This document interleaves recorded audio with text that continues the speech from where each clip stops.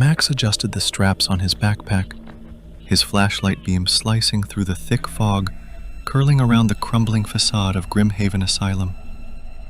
Beside him, Sophie wrapped her jacket tighter around herself, her breath visible in the icy air. "This place is way creepier in person," she muttered. Max gave a nervous chuckle. "Yeah, it's supposed to be abandoned since the 70s, right?" "More like condemned," Sophie replied. "After that fire in 1976 and the disappearances." They stood in silence for a moment, staring up at the Gothic monstrosity of brick and rot. The broken windows looked like empty eye sockets. The iron gates hung open, groaning softly in the wind. Max took a deep breath. "Ready?" "Nope," Sophie said, and then stepped forward anyway. The air inside was heavy, stale with mildew, and something faintly metallic. Their footsteps echoed on cracked tile floors. Peeling paint hung from the walls like dead skin, and old medical charts littered the ground, their ink smudged by time. Sophie shone her light on a rusted wheelchair lying on its side. "This place is like something out of Silent Hill." Max's voice dropped.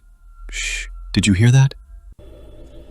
A faint clink, like metal tapping metal, echoed from deeper in the corridor. Sophie raised her eyebrows. "Probably just water dripping somewhere. Pipes or something." "Right," Max said, but his voice wavered. They passed a hallway where the tiles turned to scorched black. Burn marks crawled up the walls. Sophie paused at a doorway marked Ward B3. "This is where the worst patients were kept," she whispered.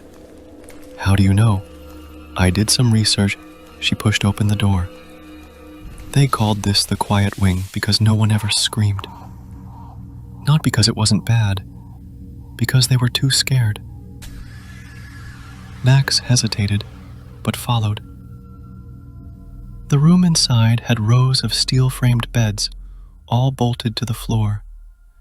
Some still had restraints hanging from them, stiff with age.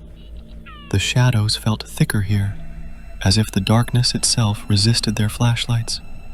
"Jesus," Max muttered. "It's like time stopped."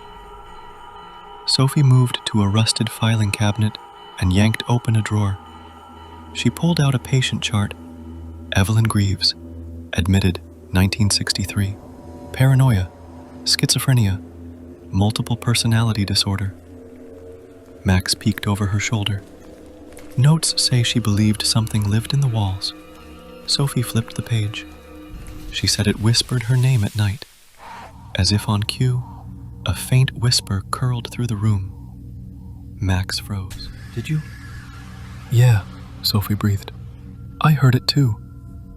They turned together, flashlights sweeping the room.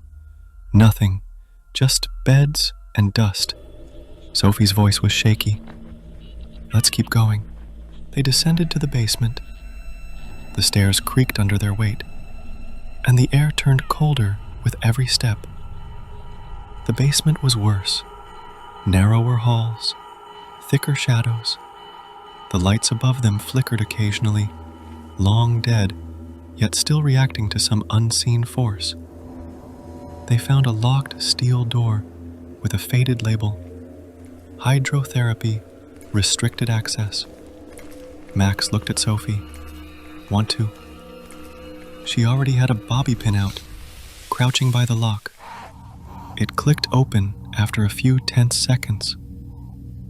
The door groaned as it opened, revealing a chamber of rusted bathtubs, chains bolted to the floor, and ancient nozzles stained red.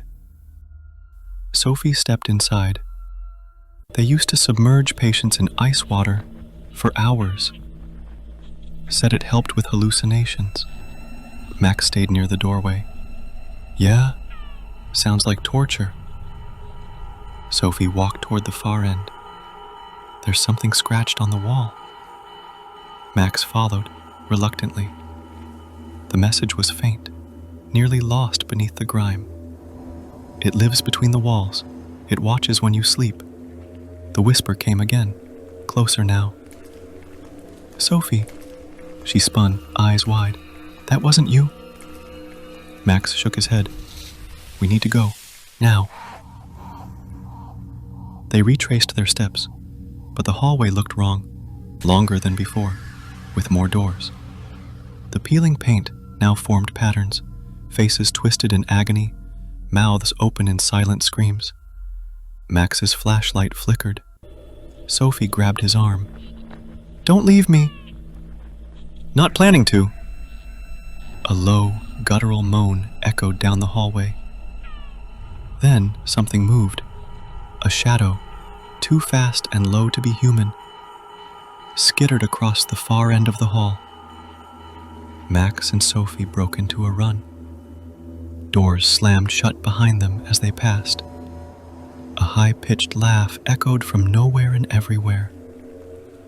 Their breaths were ragged, hearts thundering. They burst into what had once been the staff common area. A faded mural of smiling nurses adorned one wall. Except now, the eyes had been scratched out.